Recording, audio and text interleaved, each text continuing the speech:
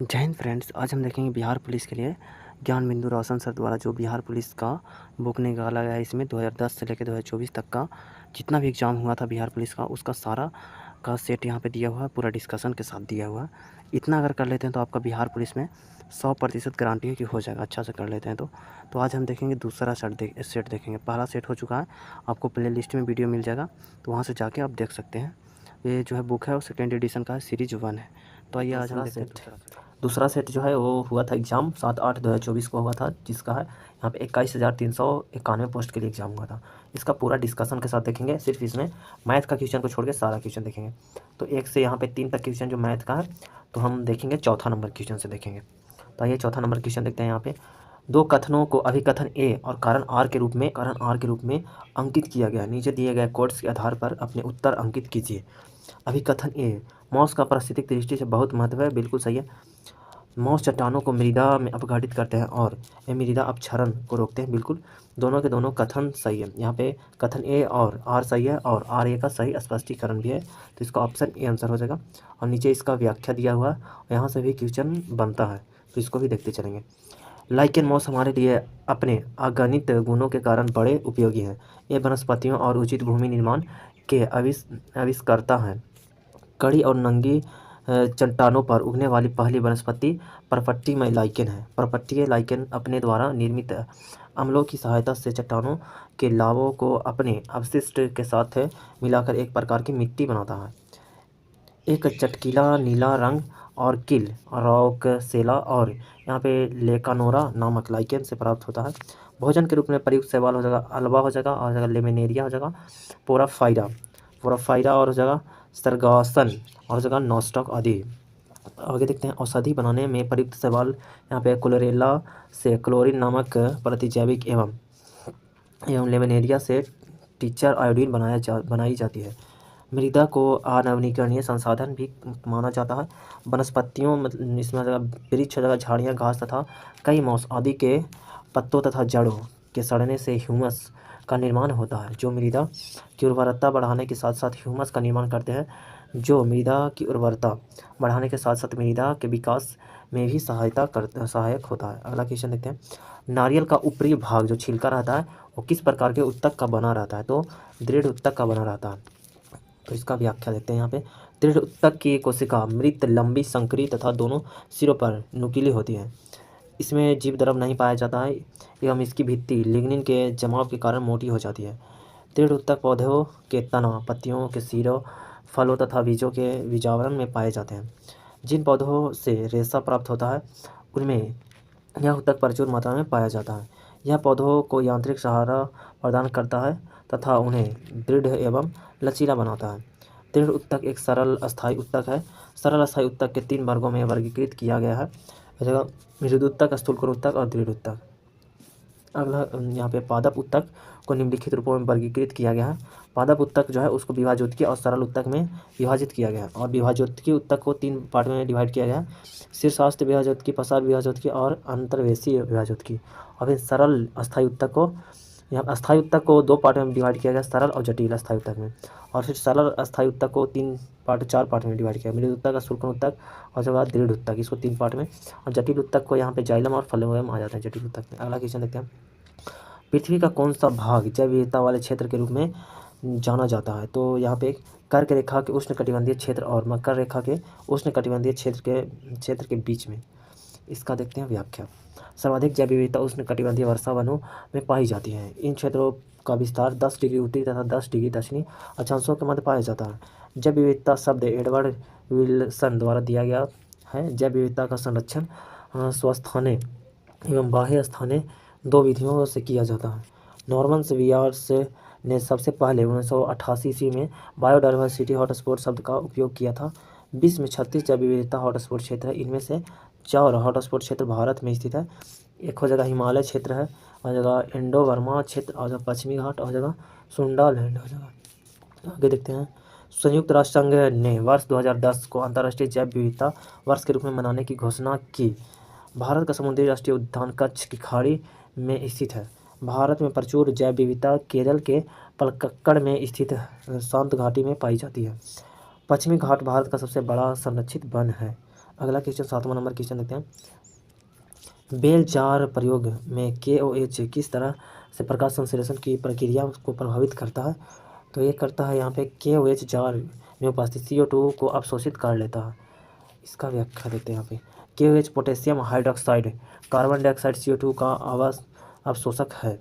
बंद जार में KOH द्वारा मौजूद सभी कार्बन डाइऑक्साइड अवशोषित हो जाती है। KOH की वजह से कार्बन डाइऑक्साइड उपलब्ध नहीं रहती है, इसलिए प्रकाश संश्लेषण में स्टार्च या ग्लूकोज का उत्पादन नहीं हो पाता है। पोटेशियम हाइड्रोक्साइड KOH प्रयोगशाला में प्रतिकर्मक के रूप में मुलायम साबुन के निर्माण में CO2 तथा SO2 जैसे गैसों के अवशोषक के रूप में प्रयोग किया जाता है। कैल्शियम ऑक्साइड COA मकान बनाने में गारे के रूप में, कास्टिक सोडा के निर्माण में, सोडियम कार्बोनेट के निर्माण में, ब्लीचिंग पाउडर के निर्माण आदि में प्रयोग किया जाता है। मैग्नीशियम ऑक्साइड MgO का इस्तेमाल औषधि निर्माण में, रबड़ वल्कनाइजेशन में और उत्प्रेरक के रूप में, वायलरों के प्रयोग आदि में किया जाता है। अगला आगे देखते हैं यहाँ पे कास्टिक सोडा NaOH का इस्तेमाल साबुन बनाने में, पेट्रोलियम के शुद्धिकरण में, कपड़ा एवं कागज बनाने में, दवा निर्माण में, घरों एवं कारखानों के साफ करने में किया जाता है। मैग्नीशियम हाइड्रोक्साइड MgO2 का इस्तेमाल पेट की अम्लीयता को दूर करने में, अम्ल विषाक्तीकरण के एंटीडोट के रूप में, चीनी उद्योग में मोलासिस से चीनी तैयार करने आदि में किया जाता है। अगला क्वेश्चन देखते हैं 8वां नंबर क्वेश्चन। निम्न में से कौन सा मानकीकरण चिन्ह सोने के आभूषण को शुद्धता की निर्धारण के लिए आवश्यक है? तो हो जाएगा हॉलमार्क। ऑप्शन बी हो जाएगा आंसर, हॉलमार्क। भारत सरकार ने 15 जून 2021 से सोने के आभूषण और कलाकृतियों की हॉलमार्किंग अनिवार्य कर दी है। अगला यहाँ पे एक मार्क जो है वो यह भारत में कृषि उत्पादों पर कार्यरत एक प्रमाण चिन्ह है। यह कृषि उत्पाद अधिनियम 1937 के तहत प्रदान किया गया गुणवत्ता चिन्ह है। एक मार्क कृषि विपणन का संक्षिप्त नाम है। चावल, आटा, दाल, बिस्कुट, तेल आदि के पैकेट पर आमतौर पर एक मार्क का चिन्ह पाया जाता है। केंद्रीय एक मार्क प्रयोगशाला नागपुर, महाराष्ट्र में स्थित है। ISI मार्क यह भारत में औद्योगिक उत्पादों के लिए एक मानक अनुपालन चिन्ह है। इसका फुल फॉर्म होता है इंडियन स्टैंडर्ड इंस्टीट्यूट मार्क होता है। यह चिन्ह ISI भारतीय मानक ब्यूरो द्वारा विकसित भारतीय मानकों का पालन करने वाले उत्पादों को दिया जाता है। ISI मार्क उत्पाद की सुरक्षा गुणवत्ता सुनिश्चित करता है। ISI मार्क बिजली के उपकरणों जैसे स्विच हो जाएगा, electric motor, wiring cable, heater, kitchen appliances आदि उत्पादों पर पाया जाता है। अगला क्वेश्चन 9वां नंबर। भारत में प्रथम जनगणना कौन से वर्ष में हुई? तो वैसे तो 1872 में हुआ था, लेकिन नियमित रूप से 1881 में हुआ था। तो ऑप्शन सी आंसर हो जाएगा। भारत में पहली जनगणना 1872 में हुई थी। इस समय वायसराय लॉर्ड मेयो थे। हालांकि पहली पूर्ण नियमित जनगणना 1881 में हुई थी और यहीं से नियमित जनगणना की शुरुआत हुई। इस समय वायसराय लॉर्ड रिपन थे। चूँकि विकल्प में 1872 नहीं आता, अवेस्ट उत्तर 1881 होगा। 1881 ईस्वी में जनगणना आयुक्त WW पोलोडन थे। वही स्वतंत्र भारत के पहले जनगणना 1951 ईस्वी के समय जनगणना आयुक्त RA गोपालास्वामी 1949 से 1953 तक थे। भारतीय संविधान की धारा 246 के अनुसार देश के जनगणना कराने का दायित्व संघ सरकार को सौंपा गया है। यह संविधान की 7वीं अनुसूची के क्रमांक संख्या 69 पर अंकित है। जनगणना संगठन केंद्रीय गृह मंत्रालय के अधीन कार्यरत है, जिसका उच्चतम अधिकारी भारत का महापंजीयक एवं जनगणना आयुक्त होता है। यह देश में जनगणना संबंधित कार्यों को निर्देशित करता है तथा जनगणना के आंकड़ों को जारी करता है। आधुनिक विश्व में सर्वप्रथम अवस्थित रूप से जनगणना स्वीडन में 1749 में कराई गई थी। दशकीय जनगणना की शुरुआत 1790 ईस्वी से अमेरिका में हुई। इंग्लैंड में जनगणना की शुरुआत 1801 ईस्वी में हुई थी। जनगणना प्रत्येक 10 वर्ष के अंतराल पर की जाती है। आगे देखते हैं आगे क्या है। 10वां नंबर क्वेश्चन है। संयुक्त राष्ट्र के अनुसार सतत विकास से संबंधित लक्ष्य हैं। तो ये यहाँ पे 17 लक्ष्य हैं। इन लक्ष्यों को साल 2030 तक हासिल करने का लक्ष्य रखा गया है। इन लक्ष्यों को सितंबर 2015 में ऐतिहासिक संयुक्त राष्ट्र शिखर सम्मेलन में अपनाया गया था। संयुक्त राष्ट्र संघ स्थापना 24 अक्टूबर 1945 ईस्वी को हुई संयुक्त राष्ट्र अथवा यूनाइटेड नेशन का नाम अमेरिका के तत्कालीन राष्ट्रपति फ्रैंकलिन टी रूजवेल्ट द्वारा प्रदान किया गया था। संयुक्त राष्ट्र संघ के 6 अंग हैं। यहाँ पे महासभा, सुरक्षा परिषद, आर्थिक एवं सामाजिक परिषद और प्रन्यास परिषद, अंतर्राष्ट्रीय न्यायालय और सचिवालय। संयुक्त राष्ट्र के कुल सदस्य देशों की संख्या 193 है। अगला क्वेश्चन 11 नंबर, निम्नलिखित में शुद्ध शब्द छाटिए।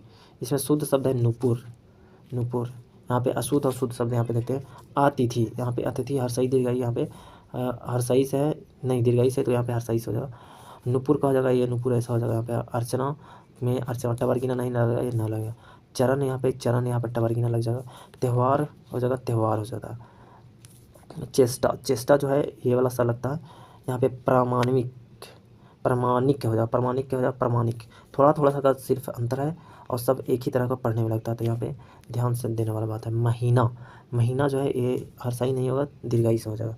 दवाइयाँ जो होता है ऐसे लिखा जाता है। अत्यधिक हो जाएगा, अत्यधिक ऐसे लिखा जाता है। अगला क्वेश्चन, अंधे के हाथ बटेर लगना लोकोक्ति का सही अर्थ है।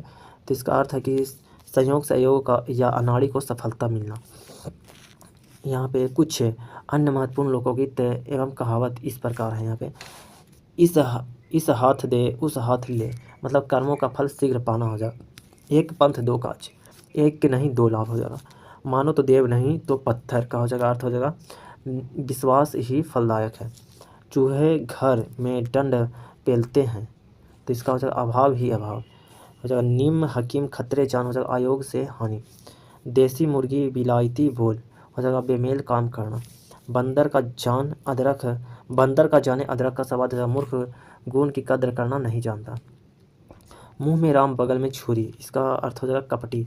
काला अक्षर भैंस बराबर हो जाएगा निरानपढ़ हो जाएगा। अगला क्वेश्चन देखते हैं 13 नंबर, निम्नलिखित शब्दों में अतिविष्ट शब्द के लिए सही विलोम शब्द का चयन करें। तो हो जाएगा यहाँ पे अनावृष्ट हो जाएगा। अतिवृष्ट का अर्थ होता है बहुत अधिक बारिश होना और अनावृष्ट का होता है बारिश का अभाव हो जाएगा। अगला क्वेश्चन, ईस्ट सेंट्रल रेलवे का मुख्यालय है हाजीपुर। नीचे यहाँ पे रेलवे दिया हुआ, मुख्यालय दिया। उत्तर रेलवे का मुख्यालय नई दिल्ली में है। दक्षिण रेलवे का मुख्यालय चेन्नई में। मध्य रेलवे का मुख्यालय हो जाएगा यहाँ पे मुंबई में। और दक्षिण पूर्व रेलवे का मुख्यालय कोलकाता में। उत्तर पूर्वी सीमा रेलवे का मुख्यालय हो जाएगा मालेगांव में। उत्तर मध्य रेलवे का मुख्यालय इलाहाबाद। दक्षिण पूर्व रेलवे का मुख्यालय हुगली हो जाएगा। पूर्व तट रेलवे का मुख्यालय भुवनेश्वर हो जाएगा। और पश्चिम रेलवे का मुख्यालय चर्च गेट मुंबई। पूर्व रेलवे का मुख्यालय कोलकाता। दक्षिण मध्य रेलवे का मुख्यालय सिकंदराबाद। पूर्वोत्तर रेलवे का मुख्यालय गोरखपुर। पूर्व मध्य रेलवे का मुख्यालय हाजीपुर। उत्तर पूर्व रेलवे का मुख्यालय हो जाएगा उत्तर पश्चिम का हो जाएगा जयपुर हो जाएगा। दक्षिण पूर्व रेलवे का मुख्यालय हो जाएगा यहाँ पे बिलासपुर। और कोलकाता मेट्रो रेलवे का मुख्यालय कोलकाता में। दक्षिण तट रेलवे का मुख्यालय विशाखापट्टनम है। भारत में सर्वप्रथम रेल 16 अप्रैल 1853 को मुंबई से थाने के बीच 34 किलोमीटर चलाई गई थी। विश्व की सबसे पहली रेलगाड़ी 1825 में स्टॉकटन और डार्लिंगटन के बीच चली थी।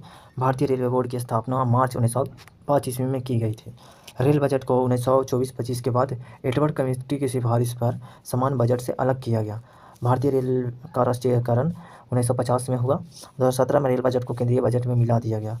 देश में सबसे लंबी दूरी तय करने वाली रेलगाड़ी विवेक एक्सप्रेस है, जो डिब्रूगढ़ असम से यहाँ पे कन्याकुमारी तमिलनाडु तक जाती है। इस दौरान वह 4086 किलोमीटर दूरी तय करती है।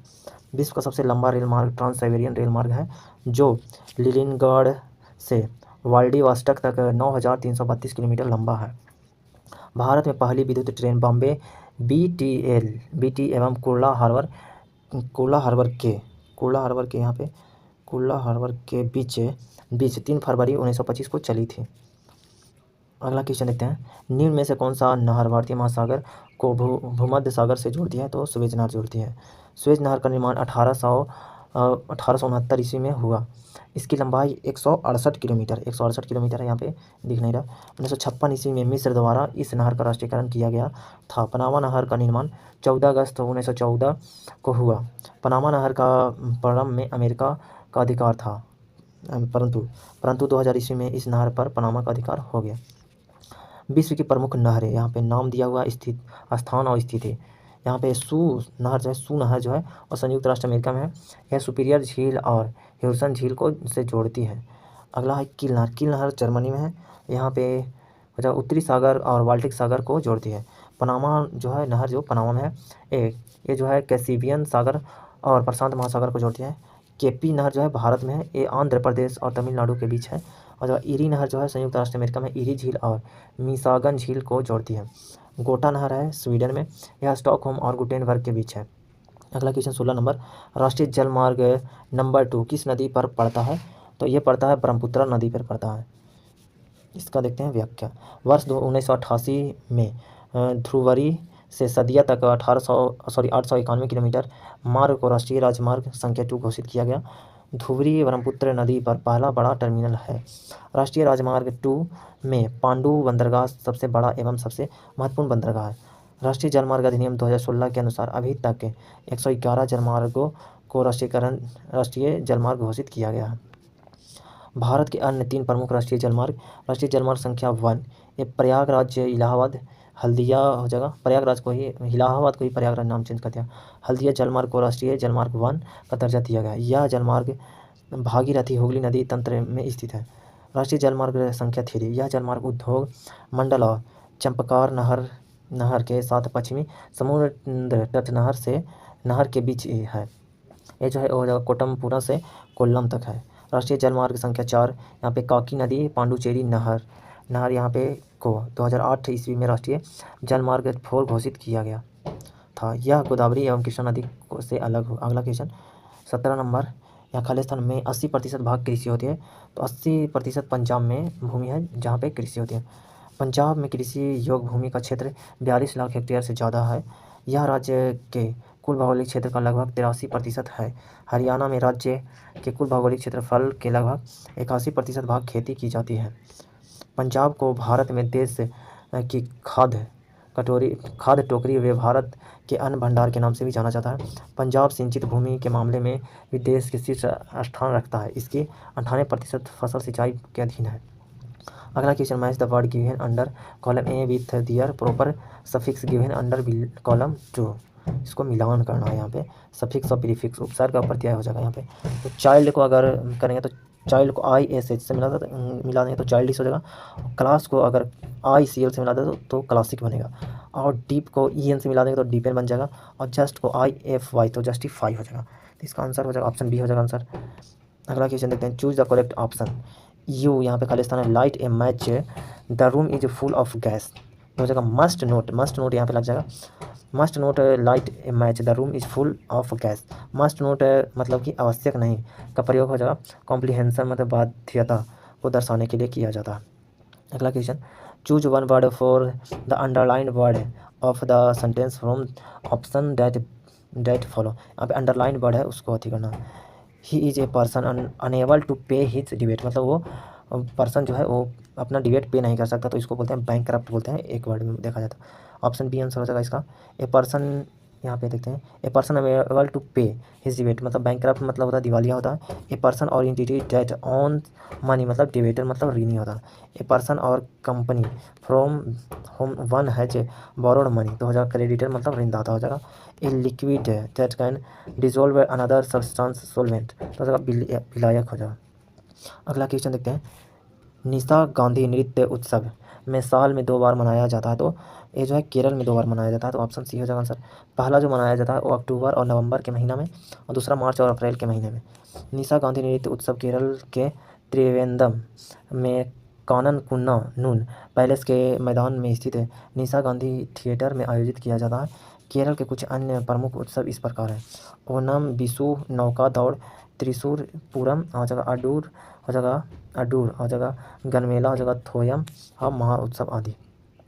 अगला क्वेश्चन देखते हैं कि नहीं इसका और व्याख्या बचा हुआ, यहाँ पे इसको सही से आया नहीं है तो इसको देखते हैं। असम में बिहू त्यौहार भी साल में 2 बार मनाया जाता है, पहला अप्रैल एवं दूसरा अक्टूबर में।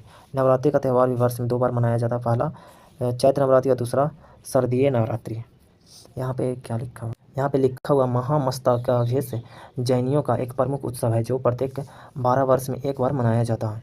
यहाँ पे उत्सव देखते हैं और राज्य देखते हैं। यहाँ पे हो जाएगा नवकेवाला जो उत्सव है वो उड़ीसा में मनाया जाता है। जमाई षष्ठी मनाया जाता है पश्चिम बंगाल में, और जगह सागा दावा जो मनाया जाता है सिक्किम में, और हम्पी उत्सव या विजय उत्सव मनाया जाता है कर्नाटक में। उगादी उत्सव जो मनाया आंध्र प्रदेश और तेलंगाना में। अगला क्वेश्चन देखते हैं, बिहार सरकार द्वारा इको टूरिज्म को बढ़ावा देने हेतु कन्वेंशन सेंटर कहाँ स्थापित किया जा रहा है? तो ये किया जा रहा है वाल्मीकि टाइगर रिजर्व में किया जाता है। ऑप्शन बी हो जाएगा आंसर। वाल्मीकि टाइगर रिजर्व पश्चिमी चंपारण में स्थित है। वाल्मीकि टाइगर रिजर्व को वर्ष 1990 में बाघ अभयारण्य का दर्जा दिया गया था। वाल्मीकि टाइगर रिजर्व देश का 18वां एवं बिहार का एकमात्र बाघ अभयारण्य है। रणथंभौर नेशनल पार्क जो है राजस्थान में। गौतम बुद्ध वाइल्ड लाइफ जो गया जिला बिहार में।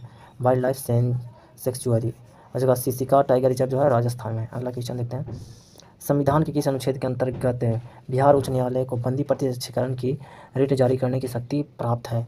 तो यह अनुच्छेद 226 के तहत। बिहार नहीं, किसी भी भारत के किसी भी राज्य के उच्च न्यायालय को रिट जारी करने का अधिकार 226 के ही तहत है। अनुच्छेद 226 के अंतर्गत उच्च न्यायालय राज्य क्षेत्रों के भीतर बंदी प्रत्यक्षीकरण, परमादेश, प्रतिषेध, अधिकार परीक्षा और उत्प्रेषण रिट जारी करती है। उल्लेखनीय है कि सर्वोच्च न्यायालय उपरोक्त रिट अनुच्छेद 32 के तहत जारी करती है। उच्च न्यायालय और सर्वोच्च न्यायालय रिट जारी करने के शक्तियों के मध्य अंतर। यहाँ पे उच्च न्यायालय जो है वो राज्य की सीमाओं के अंदर ही रिट जारी कर सकता है। सर्वोच्च न्यायालय पूरा देश में रिट जारी कर सकता है। अन्य प्रयोजनों के लिए भी मूल अधिकारों के परिवर्तन के अलावा यहाँ पे मूल अधिकारों के परिवर्तन के लिए ही सर्वोच्च न्यायालय में जा सकते हैं रिट जारी करने। यहाँ पे अन्य प्रयोजनों के लिए भी जा सकते हैं। आगे देखते हैं आगे क्या है। अनुच्छेद 226 द्वारा प्रदत्त उपचार मूल अधिकार है। उच्च न्यायालय का हो जाएगा स्वयं के मूल अधिकार हैं। यहाँ पे अनुच्छेद 220 है, अस्थायी न्यायाधीश रहने के पश्चात विधि, यहाँ पे विधि व्यवसाय पर निबंधन है। अनुच्छेद 225 विद्यमान उच्च न्यायालयों की अधिकारिता से संबंधित है। यहाँ पे अनुच्छेद 227 सभी नागरिकों के अधीक्षण की उच्च न्यायालय की शक्ति है। अगला क्वेश्चन देखते हैं, question number 24, sport star SCSE में घोषित स्पोर्टमैन ऑफ द ईयर 2024 कौन है? तो Mohammed Shami. Option D answer हो जाएगा। मोहम्मद शमी 2023 से वनडे विश्व कप में सबसे ज़्यादा विकेट लेने वाले गेंदबाज थे। टोटल 24 विकेट लिए थे। स्पोर्टमैन SCES पुरस्कार का छठवां संस्करण यहाँ पे 24 श्रेणियों में दिया गया। Sports women of the year 2024 पुरस्कार यहाँ पे शतरंज खिलाड़ी R वैशाली को दिया गया। रोहन बोपन्ना एक भारतीय टेनिस खिलाड़ी हैं। ये जो है यहाँ पे ATP यहाँ पे 1000 मास्टर्स खिताब जीतने वाला सबसे उम्रदराज खिलाड़ी है। गौरव खान एक भारतीय टेलीविज़न अभिनेता और मॉडल हैं। मेवालाल साहू एक भारतीय फुटबॉलर थे। अगला क्वेश्चन देखते हैं, हाल ही में रुद्रम 2 मिसाइल का परीक्षण किया गया है। मिसाइल की मारक प्रकृति है। इसकी मारक प्रकृति हवा से सतह में मार करेगा। यह एक एंटी रेडिएशन मिसाइल है जिसे भारतीय वायुसेना सुखोई 30 MKI फाइटर जेट से लॉन्च किया गया है। रुद्रम 2 मिसाइल का परीक्षण DRDO ने उड़ीसा चांदीपुर तट पर किया और इसकी मारक क्षमता जो है यहाँ पे 300 किलोमीटर तक है। DRDO के द्वारा लंबी दूरी के ग्लाइड बम यहाँ पे LRGB गौरव का पहला सफल परीक्षण किया गया। इसे हैदराबाद स्थित अनुसंधान केंद्र इमारत द्वारा विकसित किया गया है। चेन्नई स्थित अग्निकुल कॉमर्स ने दुनिया का पहला प्रीटेड रॉकेट अग्नि-1 को आंध्र प्रदेश के श्रीहरिकोटा में सफलतापूर्वक परीक्षण किया। अगला क्वेश्चन देखते हैं यहाँ पे 26 नंबर, बिहार के किस जिले में निकृष्ट पंप योजना के निर्माण की घोषणा की गई है? तो किया गया है बक्सर जिला में किया गया। ऑप्शन डी हो जाएगा आंसर। बक्सर जिले के राज्यपुर क्षेत्र के 2700 हेक्टेयर भूमि पर खेती को सरल बनाने के लिए कर्मनाशा पंप कैनाल का निर्माण किया जा रहा है। तेल और प्राकृतिक गैस निगम मतलब कि ONGC ने समस्तीपुर में कुआं खोदने की योजना बनाई। अगला क्वेश्चन देखते हैं, निम्नलिखित में से कौन सी बहुकेंद्रीय मांसपेशी है? तो हो जाएगा यहाँ पे हो जाएगा कंकाल मांसपेशी। ऑप्शन हो जाएगा आंसर। कंकाल मांसपेशी धारीदारी बहुकेंद्रीय तंतुओं के समानांतर वंडलों से बनी होती है। वे मांसपेशी जो बिना सचेत नियंत्रण के सिकुड़ती है अनैच्छिक मांसपेशियां कहलाती है। उदाहरण के लिए हृदय की मांसपेशियां। सबसे मजबूत मांसपेशियां जबड़े की होती है। हृदय की पेशियां बेलनाकार, शाखित और एकल केंद्रक होती है। पेशियां रेखित, आरेखित एवं हृदय 3 प्रकार की होती है।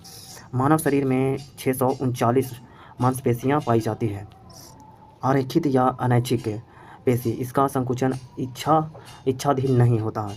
जैसे कि हो जाएगा आइरिस, ब्रिस्तन हो जाएगा मूत्राशय तथा रक्तवाहिनियाँ। अगला आगे देखते हैं रेखित या ऐच्छिक पेशी। यह जंतु के कंकाल से समृद्ध रहती है और इसमें ऐच्छिक गति होती है।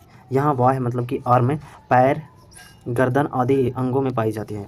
मांसपेशियों में एक्टिन और मायोसिन नाम के सिकुड़न वाले प्रोटीन होते हैं जो गति का कारण बनते हैं। अगला क्वेश्चन देखते हैं 28 नंबर। एगेरिस्क की कोशिका भित्ति बनी होती है, ये बनी होती है काइटिन की बनी होती है। ऑप्शन सी आंसर हो जाएगा। काइटिन एक जटिल शर्करा है तथा सेलुलोज के बाद सबसे प्रचुर मात्रा में पाया जाने वाला पॉलीसैकेराइड है। कोशिका भित्ति कोशिका झिल्ली के ठीक बाहर पाई जाने वाली एक कठोर बाहरी परत होती है जो कोशिका के संरचनात्मक सहायता, आकार और सुरक्षा प्रदान करती है। कोशिका भित्ति पादप, जीवाणु और कवक की कोशिकाओं में पाई जाती है। जंतु कोशिकाओं में कोशिका भित्ति नहीं पाई जाती है। आगे देखते हैं आगे क्या है। पादप कोशिका भित्ति मुख्य रूप से लोज की बनी होती है। जीवाणु की कोशिका भित्ति पेप्टिडोग्लाइकन से बनी होती है। अगला क्वेश्चन 29 नंबर जो क्वेश्चन है वो मैथ का है, तो मैथ का क्वेश्चन को छोड़ देंगे और आगे बढ़ते हैं। 31 नंबर क्वेश्चन। प्रगति 2024 पहल किस क्षेत्र में सहयोगात्मक अनुसंधान और नवाचार बढ़ाने के लिए केंद्रित है?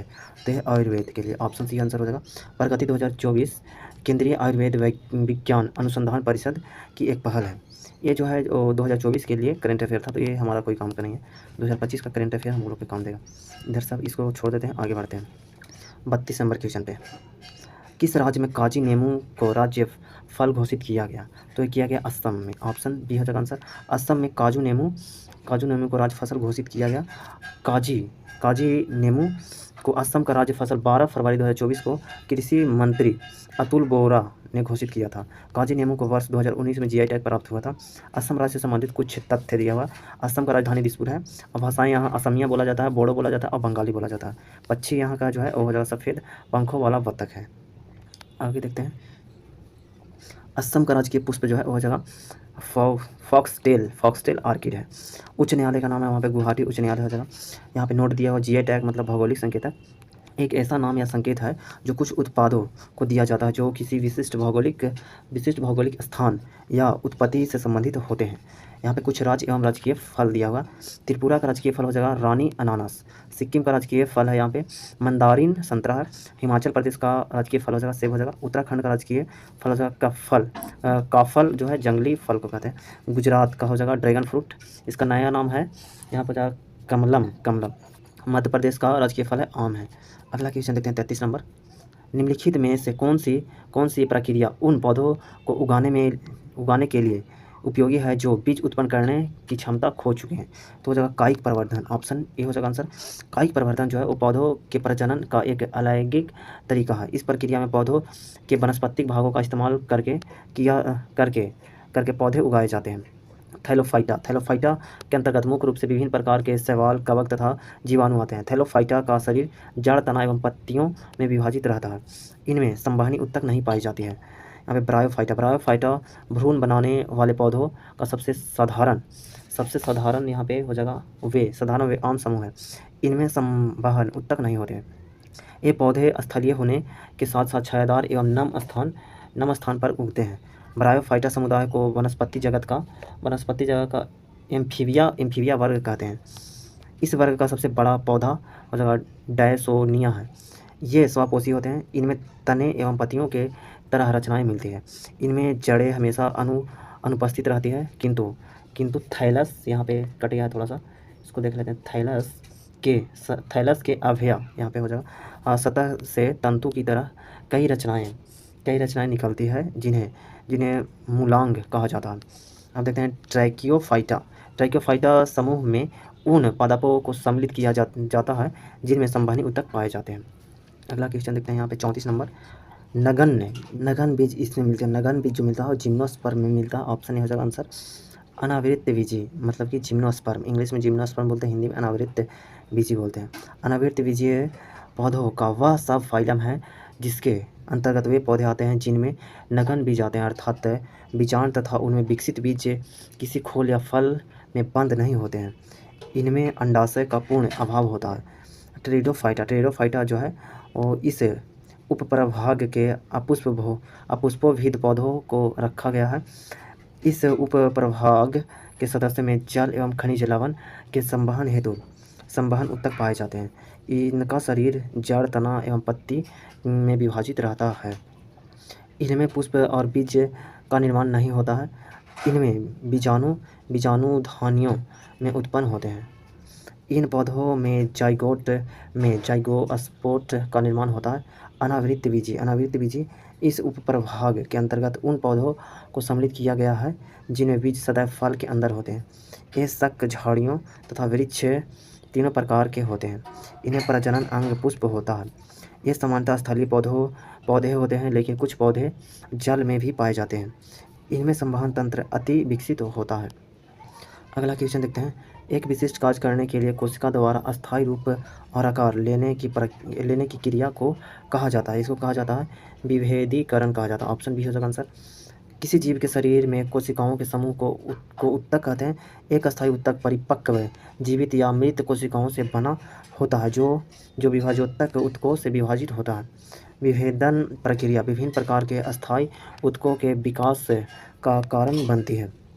विभेद वह प्रक्रिया है जिसमें जड़ और प्रोह शीर्ष विभाजोत्तक और कैम्बियम विशिष्ट कार्य करने के लिए परिपक्व होते हैं। इस प्रक्रिया में पादप कोशिका के भीतर बहुत से संरचनात्मक परिवर्तन होते हैं। आगे देखते हैं विभेदन जो है एक कोशिका विभेदन प्रक्रिया के माध्यम से विभाजित होने की अपनी क्षमता को पुनः प्राप्त कर सकती है। पूर्ण विभेदन वह प्रक्रिया है जिसके माध्यम से विभेदित कोशिका विशिष्ट भूमिका प्राप्त करती है और फिर विभाजित होने की अपनी क्षमता खो देती है। आगे देखते हैं अगला क्वेश्चन 36 नंबर क्वेश्चन। कथन 1 और कथन 2 को पढ़ें और नीचे दिए कुछ से सही उत्तर का चुनाव करें। अनुच्छेद 356 के अंतर्गत उद्घोषणा जारी करने के साथ ही राज्य विधानसभा अवश्य भावी भंग हो जाती है। इस उद्घोषणा के अंतर्गत राष्ट्रपति राज्य सरकार से सभी कृत्य अपने हाथ में ले सकेंगे। बिल्कुल सही है। इसमें जो है वो जगह पहला जो है असत्य है और दूसरा सही है, तो इसका आंसर ऑप्शन डी हो जाएगा आंसर। अगला क्वेश्चन यहाँ इसका व्याख्या देख लेते हैं। अनुच्छेद 356 के उद्घोषणा के अंतर्गत अर्थात जब किसी राज्य में राष्ट्रपति शासन लागू हो तो राष्ट्रपति को निम्नलिखित असाधारण शक्तियाँ प्राप्त हो जाती हैं।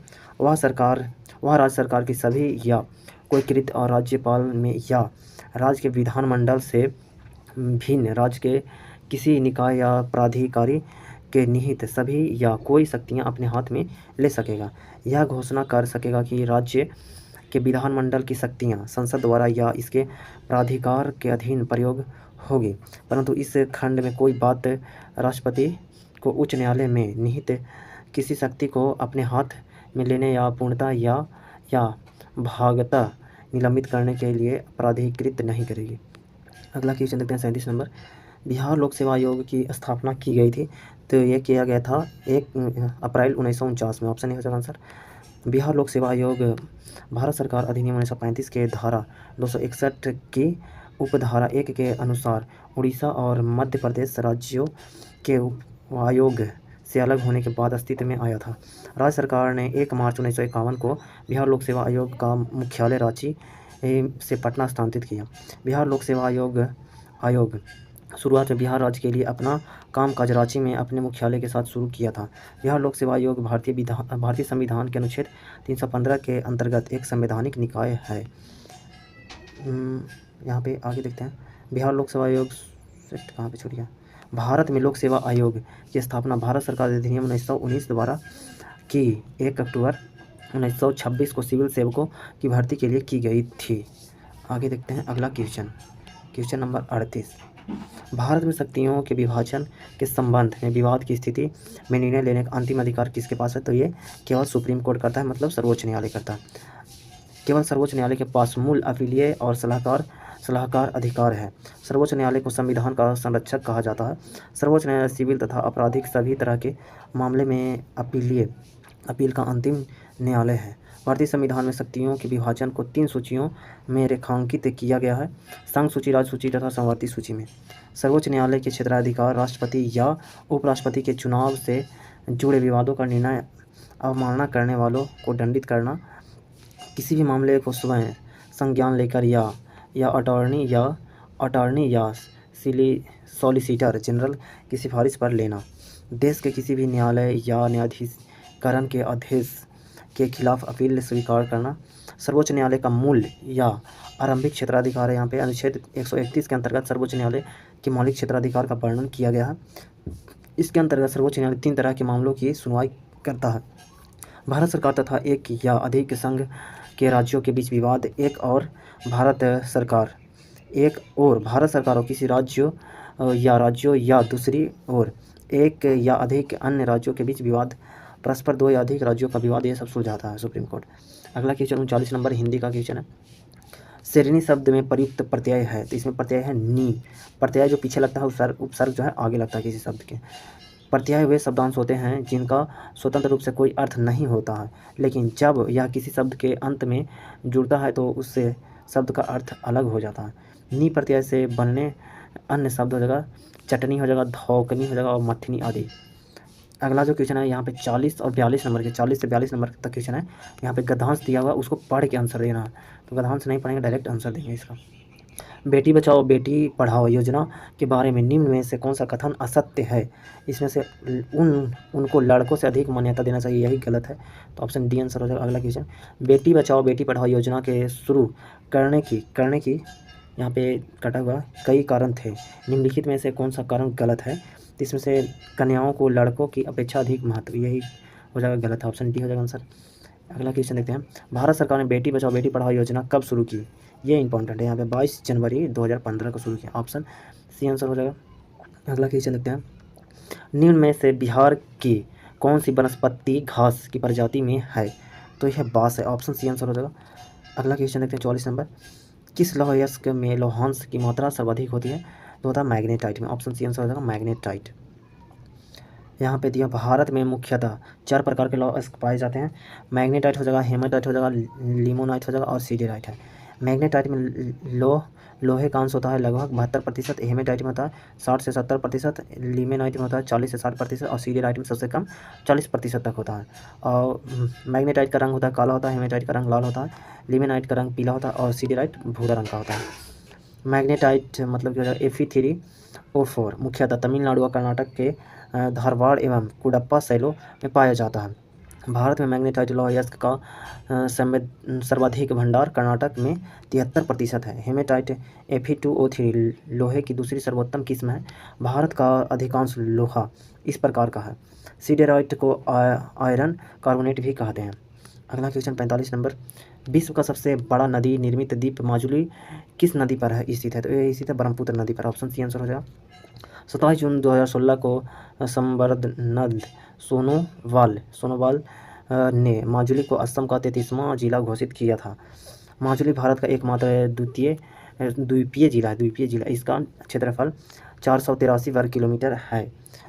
ब्रह्मपुत्र नदी मानसरोवर झील के पास कैलाश श्रेणी में चेमेयुगडुंग से निकलती है। ब्रह्मपुत्र नदी को तिब्बत में सांगपो, अरुणाचल प्रदेश में दिहांग, असम में ब्रह्मपुत्र एवं बंगाल में जमुना नाम से जाना जाता है। ब्रह्मपुत्र विश्व की सबसे लंबी नदियों में से एक है, जो गंगा नदी के साथ मिलकर विश्व का सबसे बड़ा नदी डेल्टा सुंदरवन डेल्टा बनाती है। राष्ट्रीय जलमार्ग संख्या 2 को ब्रह्मपुत्र नदी पर ही बनाया गया है, जो सदिया से धुबरी तक जाता है। अगला क्वेश्चन 46 नंबर, मध्य हिमालय को हिमाचल प्रदेश में किस नाम से जानते हैं? इसको जानते हैं धौलाधर के नाम से, ऑप्शन ए हो जाएगा आंसर। धौलाधर श्रेणी पीर पंचाल के दक्षिण तथा दक्षिण पूर्व में अवस्थित पर्वतीय क्षेत्र है। मध्य हिमालय को पश्चिम से पूर्व तक निम्नलिखित श्रेणियों में विभाजित किया गया है। पीर पंचाल श्रेणी को जम्मू कश्मीर और धौलाधर श्रेणी को हिमाचल प्रदेश में विभाजित किया है यहाँ पे, और जगह मसूरी श्रेणी उत्तराखंड में हो जाएगा महाभारत श्रेणी नेपाल में हो जाएगा। आगे देखते हैं आगे क्या है। मध्य हिमालय को लघु हिमालय, महाभारत श्रेणी तथा हिमाचल श्रेणी के नाम से भी जाना जाता है। मध्य हिमालय द्वारा बृहद हिमालय से तथा मेन बाउंड्री फॉल्ट MBF द्वारा वहाँ हिमालय से अलग होता है। अगला क्वेश्चन देखते हैं 47 नंबर, सौर मंडल का सबसे बड़ा ग्रह है जुपिटर, जिसको बृहस्पति बोल सकते हैं, गुरु भी बोल सकते हैं। यह सबसे भारी ग्रह भी है तथा सूर्य से दूरी के क्रम में 5वां स्थान पर आता है। बृहस्पति ग्रह की खोज गैलीलियो ने की थी। यह सूर्य की परिक्रमा लगभग 12 वर्षों में पूरा करता है तथा अक्ष पर लगभग 9 घंटे 56 मिनट में एक चक्कर लगाता है। इसके बड़ा आकार के कारण इसे तारा सदृश ग्रह भी कहा जाता है तथा इसे मास्टर ऑफ गॉड्स के उपमा भी प्रदान की गई है। गैनीमेड, कैलिस्टो, आयो तथा यूरोपा बृहस्पति के प्रमुख उपग्रह हैं। जो गैनीमेड है सौरमंडल का सबसे बड़ा उपग्रह है। बृहस्पति का पलायन वेग जो है और जगह 59.6 किलोमीटर पर सेकेंड है। सौरमंडल के अन्य सभी ग्रहों से सबसे अधिक है। पृथ्वी का पलायन वेग है 11.2 किलोमीटर पर सेकेंड है। अगला क्वेश्चन देखते हैं 48 नंबर। भारत में कृषि एवं संबंधित गतिविधियों को ऋण का वितरण करने में कौन से बैंक या संस्थाएं सर्वोच्च हिस्सा रखती है?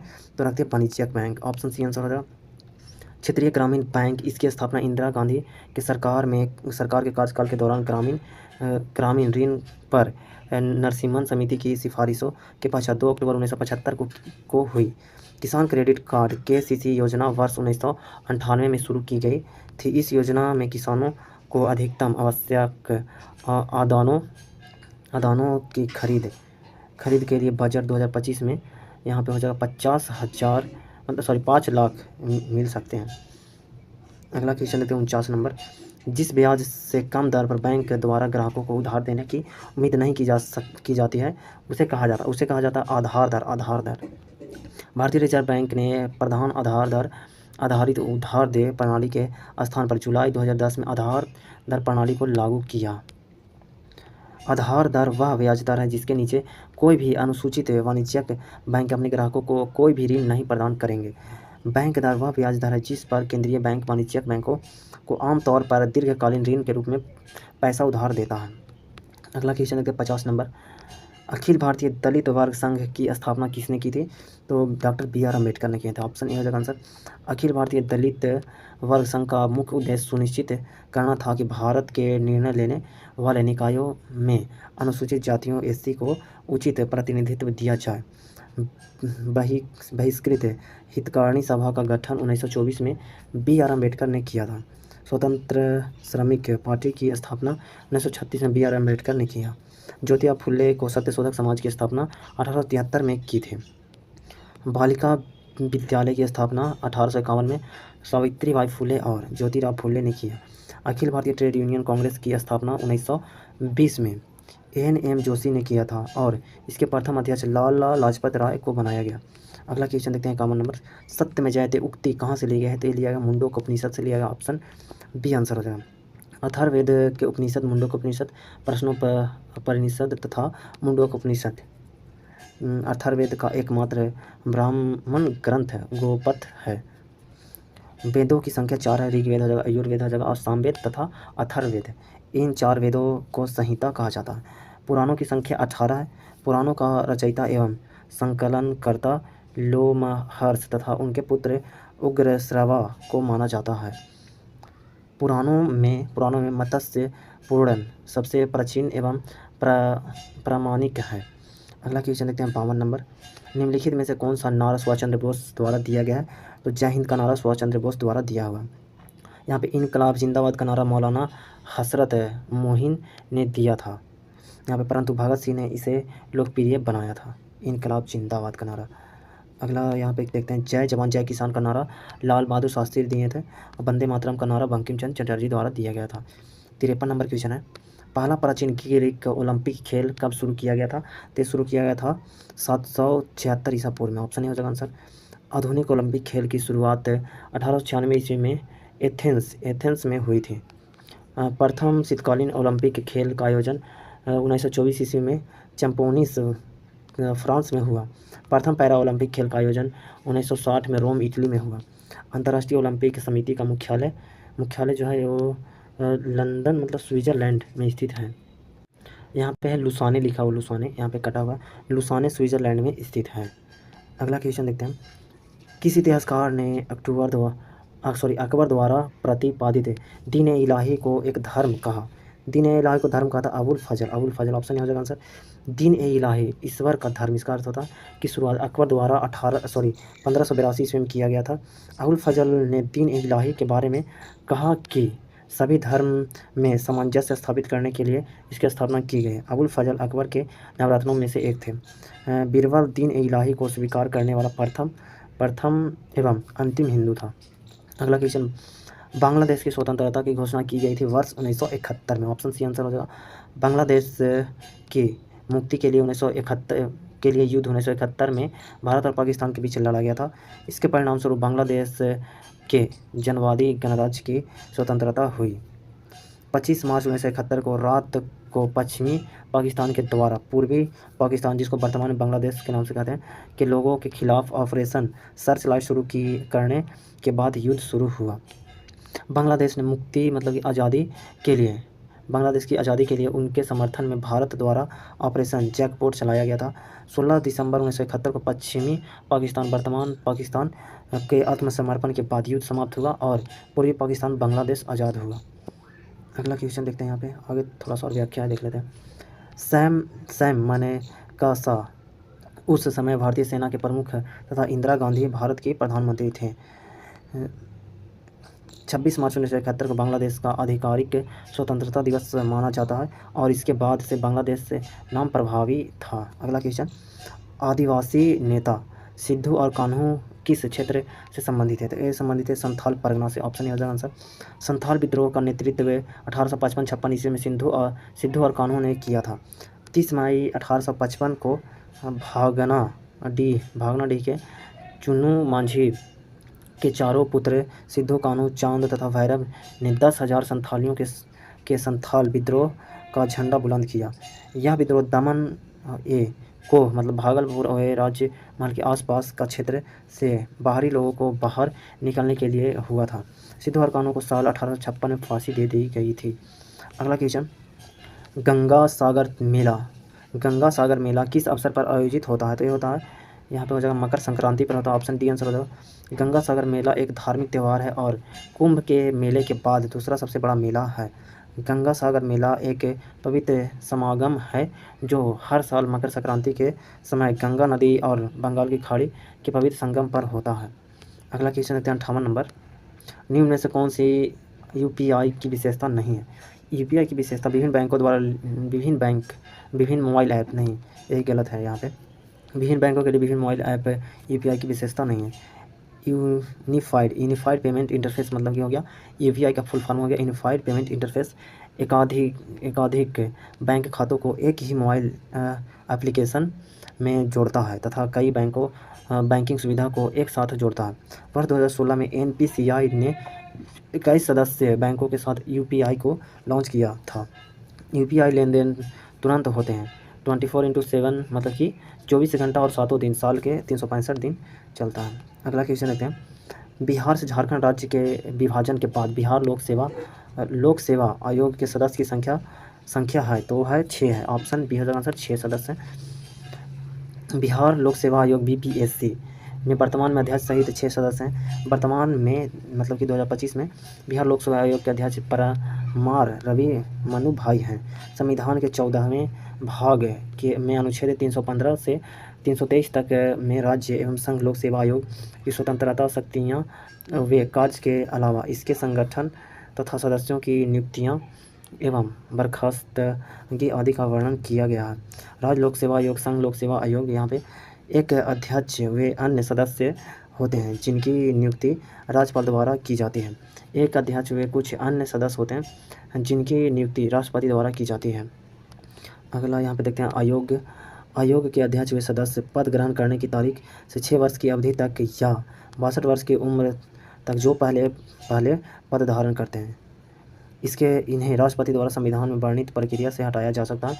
आयोग के अध्यक्ष व सदस्य पद ग्रहण करने की तिथि से 6 वर्ष की अवधि तक या 65 वर्ष की आयु की उम्र तक जो भी पहले पूरा हो जाएगा तक धारण करते हैं, इन्हें राष्ट्रपति द्वारा संविधान में वर्णित प्रक्रिया द्वारा हटाया जा सकता है। यहाँ पे राज्य लोक सेवा आयोग और संघ लोक सेवा आयोग में अंतर था। अगला क्वेश्चन देखते हैं। ओपन ऑफिस कैल्क में यहाँ पे कंप्यूटर से क्वेश्चन है वाला। यहाँ पे खाली स्थान एक सेल या एक सेल रेंज को किसी वर्कशीट में दर्शाता है जिसकी वैल्यू को फार्मूले में प्रयुक्त किया जा सके तो ये हो जाएगा सेल। ऑप्शन बी हो जाएगा आंसर। कंप्यूटर से रिलेटेड है, इसको देखते हैं अच्छा से।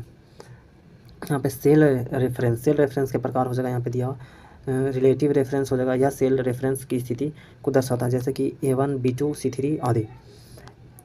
एब्सोल्यूट रेफरेंस, यह सेल के रेफरेंस की स्थिति को दर्शाता है, जैसे यहाँ पे हो जाएगा दिया हुआ। मिक्स्ड रेफरेंस, यह सेल रेफरेंस की स्थिति को दर्शाता है, जैसे ये दिया हुआ। अगला क्वेश्चन देखते हैं। स्फेग्मोमैग्नोमीटर एक उपकरण है जिसका उपयोग मापने के लिए किया जाता है। तो रक्तचाप को मापने के लिए स्फेग्मोमैग्नोमीटर का उपयोग किया जाता है, रक्तचाप को मापने के लिए। सामान्य मनुष्य का रक्त दाब यहाँ पे जो है 120/80 mmHg होता है। सिस्टोलिक होता है 120 होता है, और डायलोस्टिक होता है डायलेस्टोलिक जो होता है 80 होता है। कुछ अन्य महत्वपूर्ण मापक यंत्र देखते हैं। हृदय गति मापने का यंत्र जो है कार्डियोग्राफ हो जाएगा, और श्रवण शक्ति सुधारना यह हो जाएगा आइडियोफोन हो जाएगा। पौधों की वृद्धि का अभिलेखन हो जाएगा क्रेस्कोग्राफ, इसको मापा जाता है यंत्र द्वारा। समुद्र की गहराई मापने के लिए फाइडोमीटर का उपयोग किया जाता है। गैस का घनत्व मापने के लिए मोनोमीटर का उपयोग किया जाता है। प्रकाश दीप्त का मापने के लिए फोटोमीटर का उपयोग किया जाता है। अत्यंत उच्च ताप का मापन होता है पायरोमीटर द्वारा। गुर्दे खराब होने पर रक्त शोधन हेतु डायलिसिस का उपयोग किया जाता है यहाँ पे। और अगर द्रवों की अपेक्षित के आर्द्रता का मापने के लिए हाइड्रोमीटर का उपयोग किया जाता है। वर्षा की मात्रा को मापने के लिए होता है रेन गेज। अगला क्वेश्चन, अनुमस्तिष्क मेंडुला और पेंस निम्न में से किसके भाग हैं? तो ये भाग है पश्च मस्तिष्क का भाग है, ऑप्शन बी हो जाएगा आंसर। अनुमस्तिष्क के कार्य देखते हैं यहाँ पे। यह शरीर के गति के संतुलन और समावयन को नियंत्रित करता है।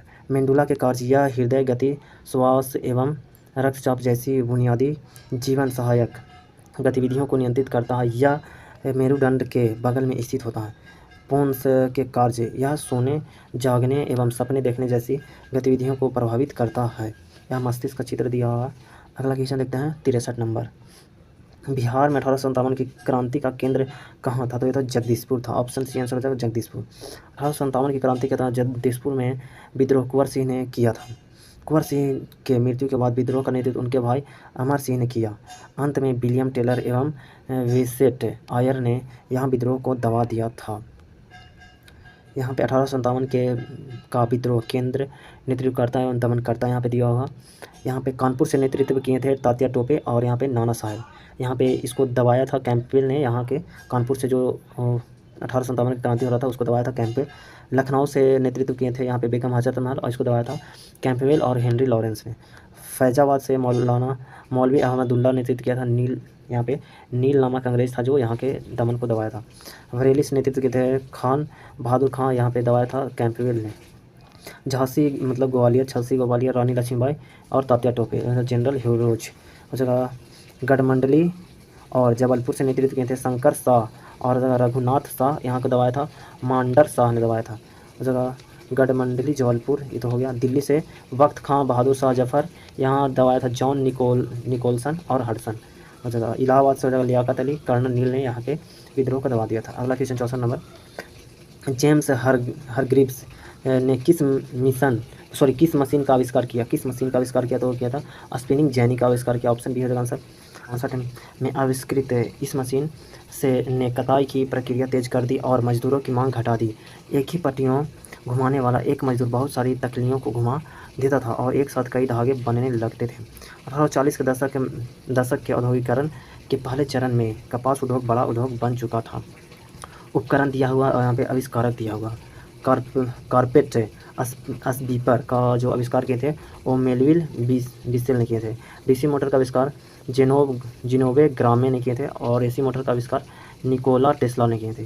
प्रिंटिंग प्रेस हो जाएगा जोहान्स गुटेनबर्ग ने, और रबर टायर का आविष्कार किए थे थॉमस हॉनकॉक ने किए थे, और प्रेस कुकर का आविष्कार डेनिस पैम्पिन ने किए थे। सौरमंडल की खोज यहाँ पे हो जाएगा, यहाँ पे किए थे कॉपरनिकस ने, और टाइपराइटर का आविष्कार हो जाएगा क्रिस्टोफर सोल्स ने किए थे। स्टील का खोज यहाँ आविष्कार किए थे यहाँ पे बेसेमर ने किए थे, और जगह थर्मोस्कोप का आविष्कार गैलीलियो ने किए थे, और हो जाएगा यहाँ पे थर्मोमीटर का आविष्कार डेनियल गैवरियल और फारेनहाइट ने किए थे। अगला क्वेश्चन देखते हैं। असहयोग आंदोलन को कब वापस लिया गया? तो ये लिया गया था 12 फरवरी 1922 को, ऑप्शन सी आंसर हो जाएगा। 4 फरवरी 1922 ईस्वी को चौरा चौरी कांड हुआ था, जिसमें आंदोलनकारियों ने थाने में आग लगा दी, जिसमें एक थानेदार एवं 21 सिपाहियों की मृत्यु हो गई। इसी कारण बरदोली प्रस्ताव के माध्यम से गांधी जी ने असहयोग आंदोलन रोक दिया। महात्मा गांधी 9 जनवरी 1915 को दक्षिण अफ्रीका से भारत लौटे। 1917 में चंपारण सत्याग्रह, बागान अव्यवस्था के खिलाफ गांधी जी का भारत में पहला सत्याग्रह था। अगर यहाँ पे 1918 में गुजरात के खेड़ा जिले में किसानों की मदद के लिए सत्याग्रह, और 1918 में अहमदाबाद मीट मजदूर के लिए गांधी जी ने आंदोलन किए थे। अगला क्वेश्चन 66 नंबर, रॉकेट किस संरक्षण सिद्धांत पे कार्य करता है? तो ये करता है संवेग संरक्षण के सिद्धांत पे काम करता है। ऑप्शन सी आंसर हो जाएगा। विद्युत जनित्र विद्युत चुंबकीय प्रेरण की घटना पर आधारित जनित्र वैद्युत चुंबकीय प्रेरण की घटना पर आधारित होता है। दूधमापी आर्किमिडीज के सिद्धांत पर कार्य करता है। विटोरीमीटर नली में द्रव के प्रवाह की दर ज्ञात की जाती है। यह बर्नौली प्रमेय पर आधारित होता है। घड़ी में क्वार्ट्ज क्रिस्टल का कम दाब विद्युत प्रवाह पर आधारित होता है। परमाणु बम नाभिकीय विखंडन के सिद्धांत पर आधारित होता है। हाइड्रोजन बम अनियंत्रित नाभिकीय संलयन पर आधारित होता है। अगला क्वेश्चन 67 नंबर, बिजली के झटके के जोखिम से बचने के लिए हम उपयोग करते हैं तो भूस्पर्श तार का उपयोग करते हैं। ऑप्शन बी हो जाएगा आंसर। भूस्पर्श तार जिस पर प्रायः हरा विद्युत रोधी आवरण होता है, घर के निकट भूमि के भीतर बहुत गहराई पर स्थित धातु के प्लेट से संयोजित होता है। इस तार का उपयोग विशेषकर इस्त्री मतलब हो जाए आयरन जो देते हैं वो, टोस्टर, मेज का पंखा, रेफ्रिजरेटर आदि धातु के आवरण वाले विद्युत साधित्रों में सुरक्षा के उपयोग के रूप में किया जाता है। अगला क्वेश्चन यहाँ पे 68 नंबर क्वेश्चन जो है वो मैथ का क्वेश्चन है।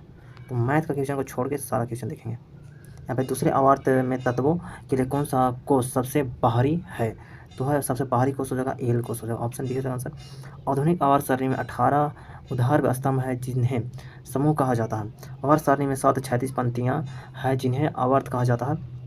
किसी कोष में इलेक्ट्रॉनों की अधिकतम संख्या 2n² पर निर्भर करती है, जहाँ n नाभिक में नियत कोषों की संख्या है। k कोष में होता है 2 इंटू n के पावर यहाँ पे 2 हो जाएगा। 2 प्रथम आवर्त में 2 तत्वों का होता है, यहाँ पे ऐसे ही चलता जाएगा। तीसरा, चौथे एवं छठे एवं सातवें आवर्त में तत्वों की संख्या क्रमशः 8, 18, 18, 32, 32 होती है। अगला क्वेश्चन, निम्नलिखित में से कौन 2, 8, 4 इलेक्ट्रॉनिक विन्यास प्रदर्शित करता है? तो ये प्रदर्शित करेगा यहाँ पे हो जाएगा सिलिकॉन करेगा। ऑप्शन डी आंसर हो जाएगा।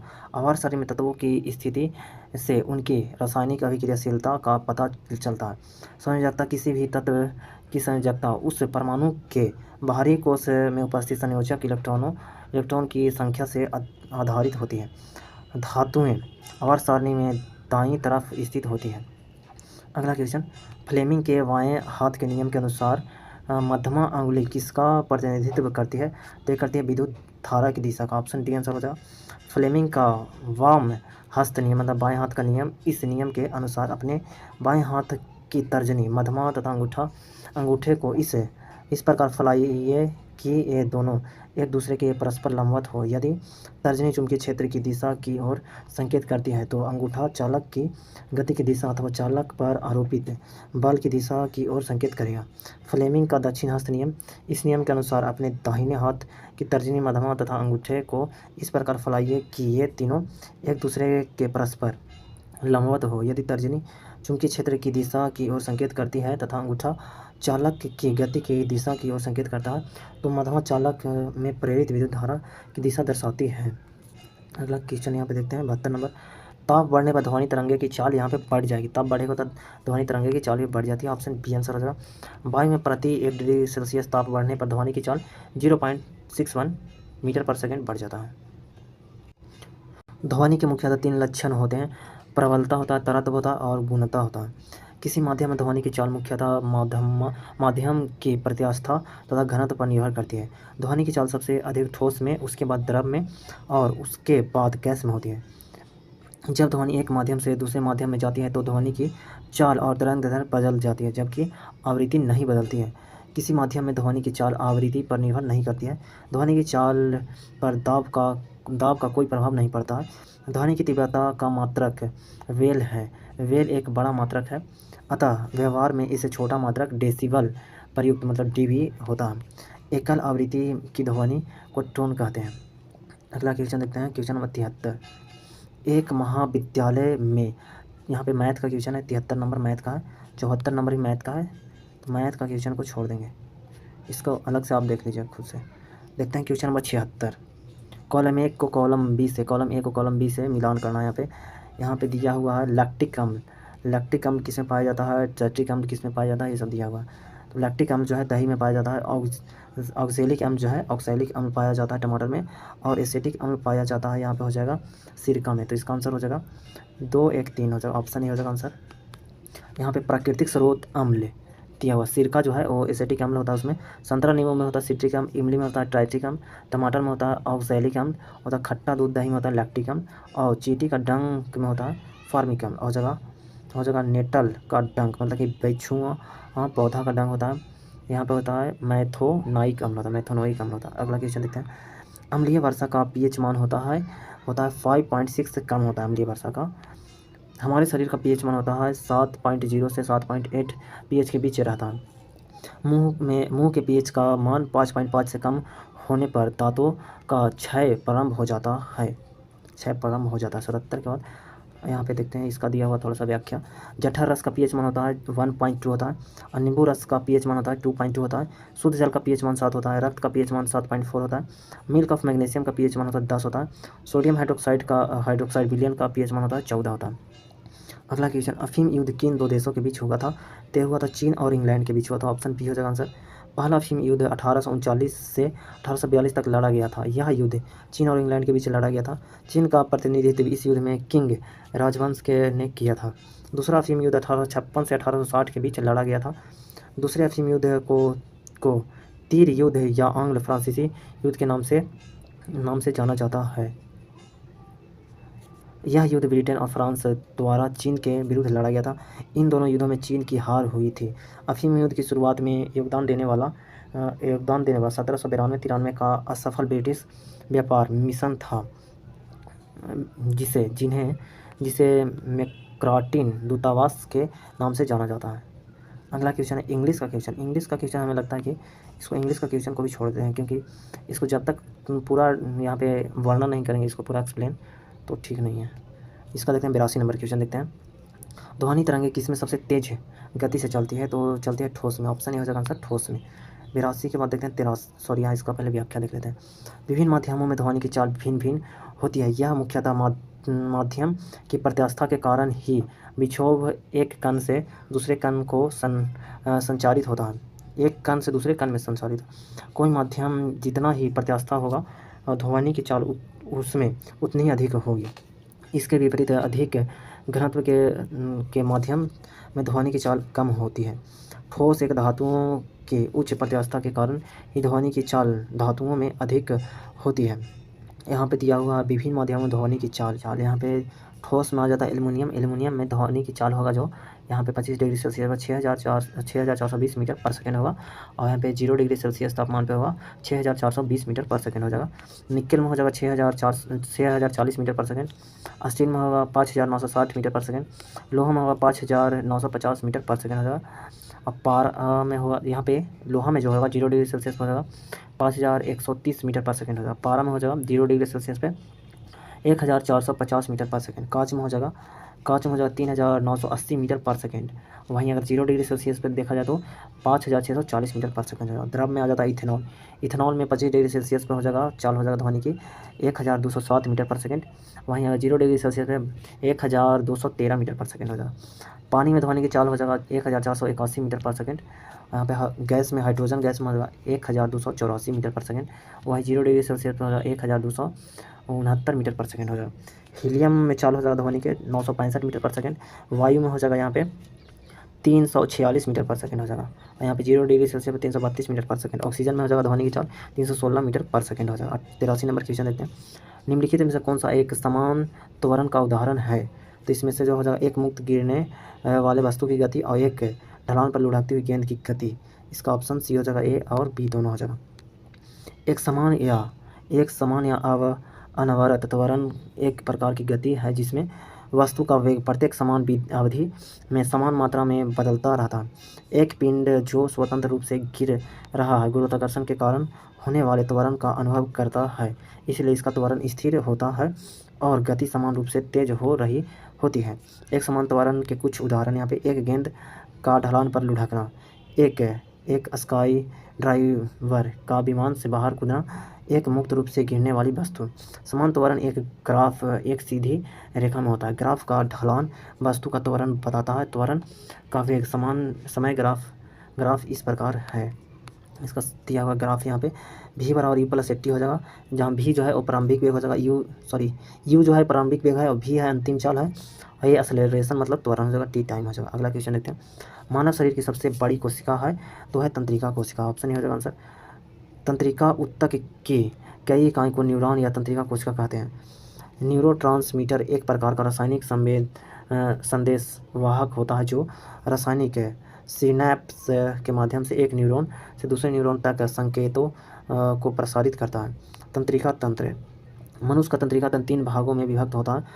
केंद्रीय तंत्रिका तंत्र। तंत्रिका तंत्र का वह भाग जो संपूर्ण शरीर व स्वयं तंत्रिका तंत्र पर नियंत्रण रखता है। मनुष्य का केंद्रीय तंत्रिका तंत्र 2 भागों में से मिलकर बना होता है, और रहता मस्तिष्क और मेरुरज्जु से। आगे देखते हैं परिधीय तंत्रिका तंत्र। परिधीय तंत्रिका तंत्र मस्तिष्क एवं मेरुरज्जु से निकलने वाली तंत्रिकाओं का बना होता है। स्वायत्त तंत्रिका तंत्र। स्वायत्त तंत्रिका तंत्र कुछ मस्तिष्क एवं कुछ मेरुरज्जु तंत्रिका का बना होता है। यह शरीर के सभी आंतरिक अंगों व रक्तवाहिनियों को तंत्रिकाओं की आपूर्ति कराता है। अगला क्वेश्चन 85 नंबर। निम्नलिखित में से किसने कहा कांग्रेस वास्तव में हथियारों के बिना गृह युद्ध है?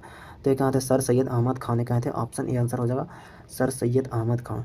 सर सैयद अहमद खान ने कहे थे कि कांग्रेस वास्तव में बिना हथियारों की गृह युद्ध है। उन्होंने कड़े शब्दों में कांग्रेस की निंदा की थी। सर सैयद अहमद खान एक मुस्लिम समाज सुधारक थे। उन्होंने अलीगढ़ मुस्लिम विश्वविद्यालय की स्थापना 1875 में मोहम्मडन एंग्लो ओरिएंटेड कॉलेज के रूप में की थी। इनका नाम बदलकर 1920 में अलीगढ़ मुस्लिम विश्वविद्यालय कर दिया गया। अगला क्वेश्चन 86 नंबर क्वेश्चन है। कार्बन टेट्राक्लोराइड और पानी के मिश्रण को अलग करने के लिए निम्न में से किस तकनीक का उपयोग किया जाता है? तो किया जाता है एस्पेरेटिंग फनल का उपयोग किया जाता है। एस्पेरेटिंग फनल मतलब पृथक्करण कीप, इंग्लिश में लिख दिया एस्पेरेटिंग फनल। इसका पृथक्करण कीप की सहायता से हम 2 अमिश्रित द्रवों के मिश्रण के पृथक कर सकते हैं। यह इस सिद्धांत पर आधारित है कि आपस में न मिलने वाले द्रव अपने घनत्व के अनुसार विभिन्न परतों में पृथक हो जाते हैं। उदाहरण के लिए मिट्टी के तेल और जल के मिश्रण को पृथक करना, धातु शोधन के दौरान लोहे को पृथक करना आदि। अगला क्वेश्चन देखते हैं। एक घोल में यहाँ पे न्यूमेरिकल है ये, अच्छा इसको देख लेते हैं। एक घोल में यहाँ पे 450 ग्राम पानी और 50 ग्राम समान नमक है, तो घोल की सांद्रता होगी। तो यहाँ पे सांद्रता निकालने के लिए द्रव्यमान प्रतिशत के आधार पर सांद्रता निकालने के विलेय का द्रव्यमान बटा हो जाएगा बिलियन का कुल द्रव्यमान इंटू 100। इसका ये फार्मूला याद रखिएगा, हो जाएगा यहाँ पे विलेय का द्रव्यमान है 50 है, यहाँ पे बिलियन का कुल द्रव्यमान हो जाएगा यहाँ 450 प्लस 50 हो जाएगा इंटू 100 हो जाएगा, यहाँ पे 10% आ जाएगा आंसर। अगला क्वेश्चन देखते हैं। वर्मी कंपोस्ट होता है। वर्मी कंपोस्ट एक जैव उर्वरक है। ऑप्शन सी आंसर हो जाएगा।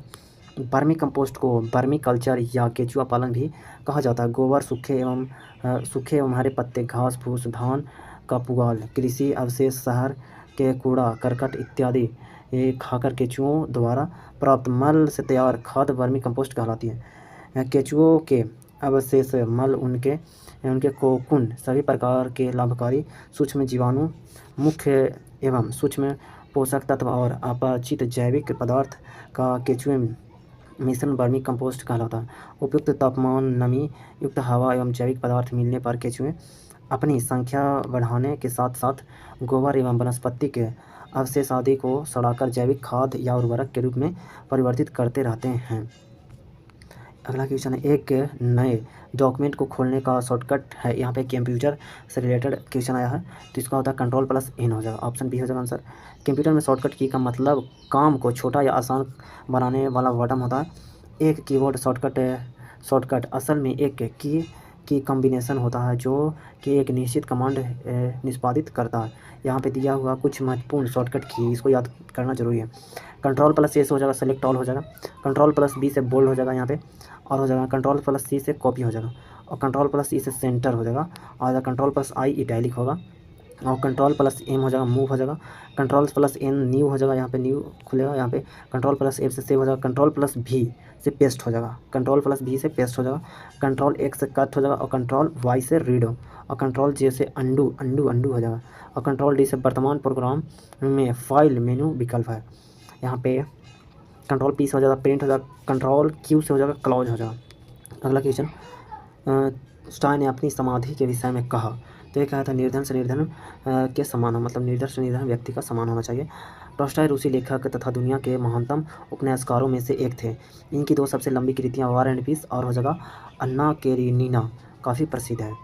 इनकी the death of Ivan Ilyich को आमतौर पर उपन्यास के सर्वोत्तम उदाहरणों में वर्गीकृत किया जाता है।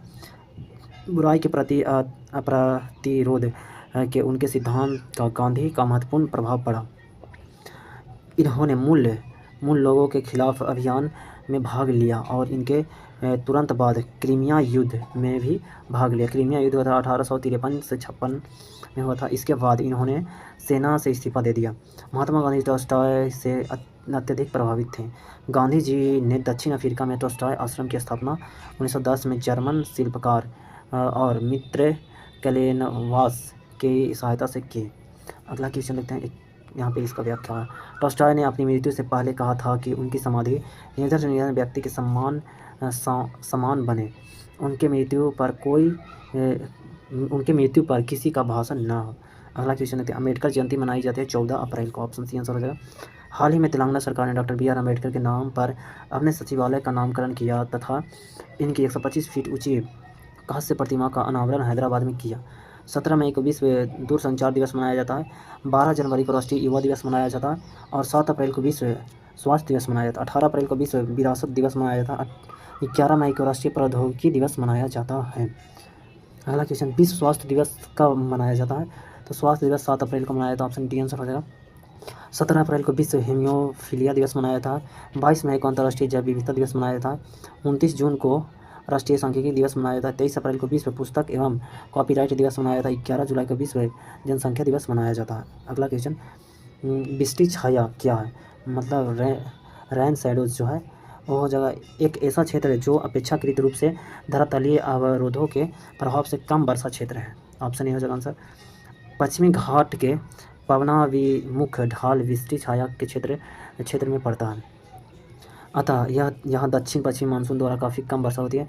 दक्षिण पूर्व मानसून के द्वारा मासीराम मेघालय में विश्व में सर्वाधिक वर्षा प्राप्त करती है। शरद ऋतु को मानसून प्रत्यावर्तन का काल कहा जाता है।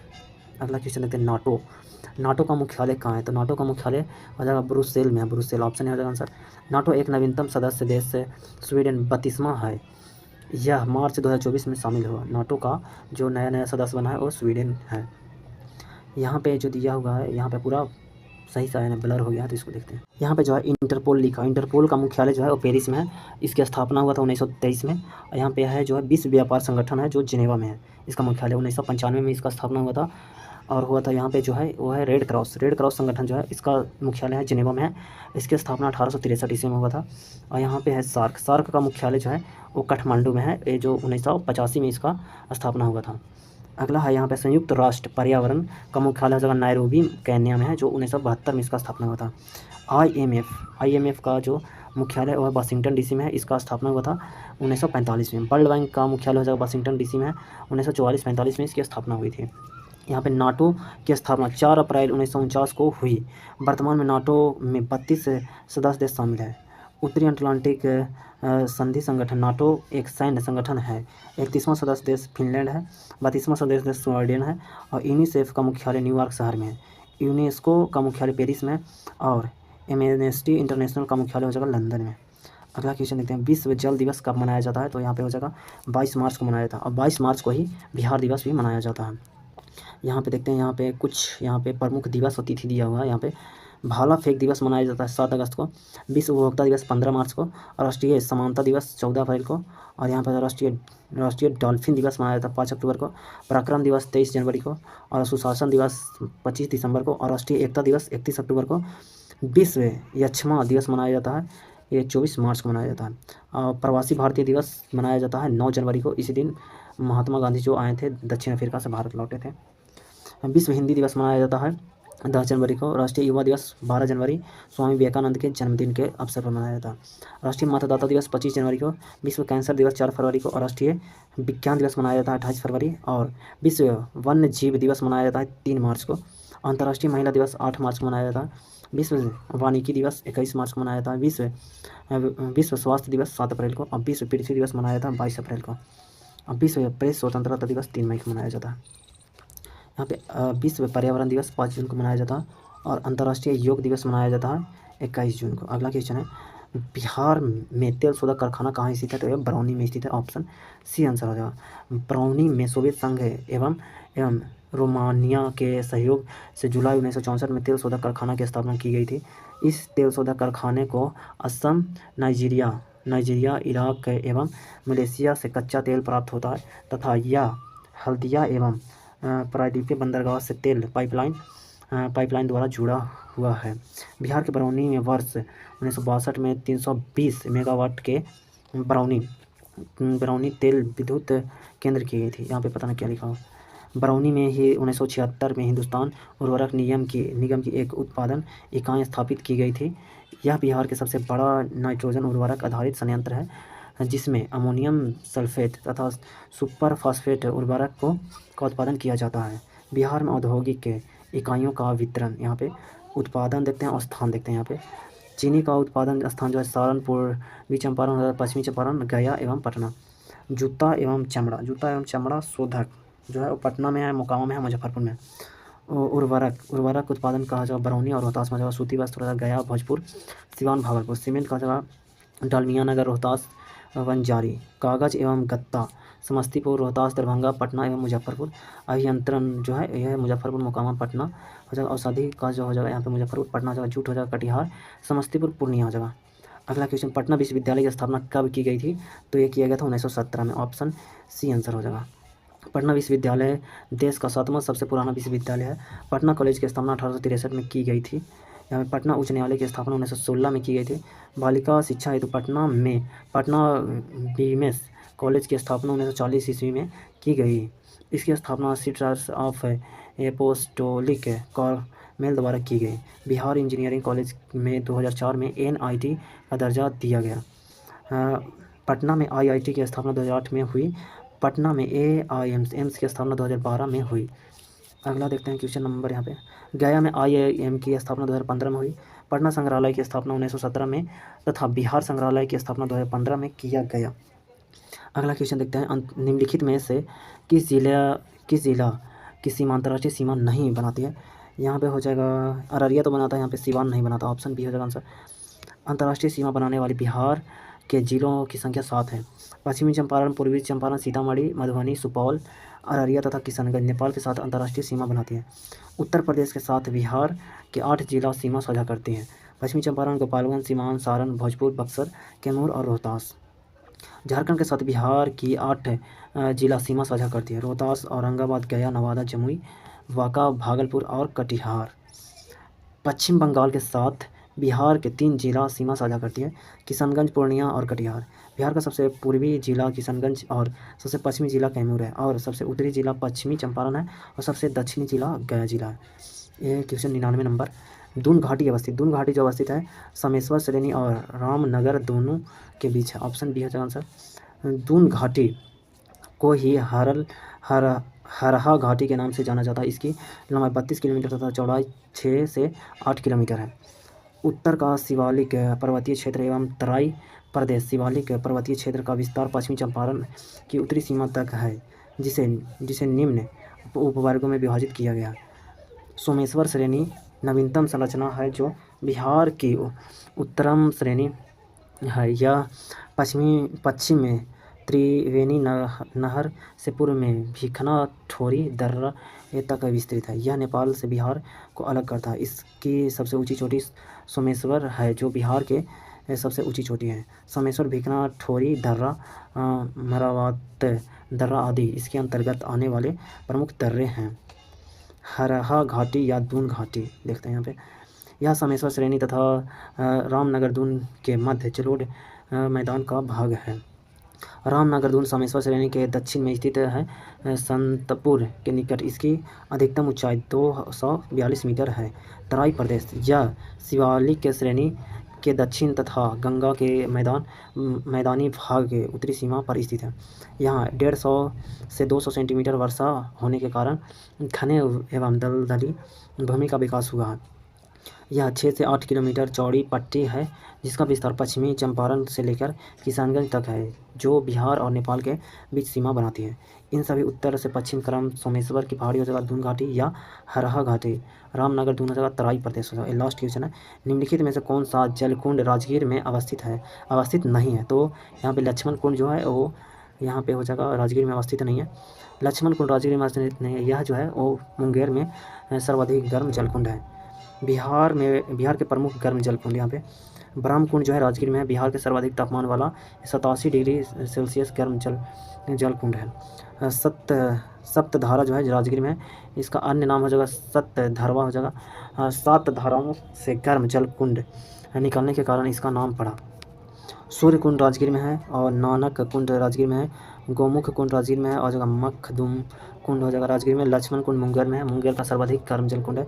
सीता कुंड मुंगेर में हो जाएगा। जन्म कुंड मुंगेर में। भीम बांध हो जाएगा मुंगेर में और ऋषि कुंड भी मुंगेर में और रामेश्वर कुंड भी मुंगेर में ही है। भरारी कुंड मुंगेर में और अग्निकुंड जो है गया जिला में है। तो ये खत्म हो गया, दूसरा नंबर सेट खत्म हो गया। इसका अगर आपको PDF चाहिए तो आप टेलीग्राम ज्वाइन कर लीजिए। टेलीग्राम का लिंक डिस्क्रिप्शन में दिया होगा।